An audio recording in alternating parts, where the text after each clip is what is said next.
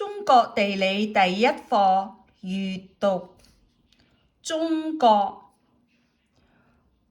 國大地廣闊美麗，南北長5500千米。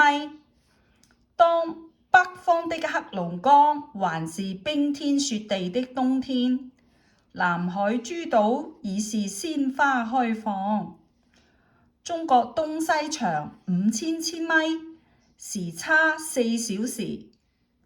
當太陽從烏蘇里江升起時，帕米爾高原還是星斗滿天的夜晚。